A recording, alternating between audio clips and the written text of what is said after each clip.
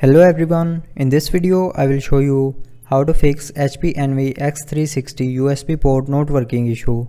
So before starting the video, don't forget to subscribe the channel and also press the bell icon.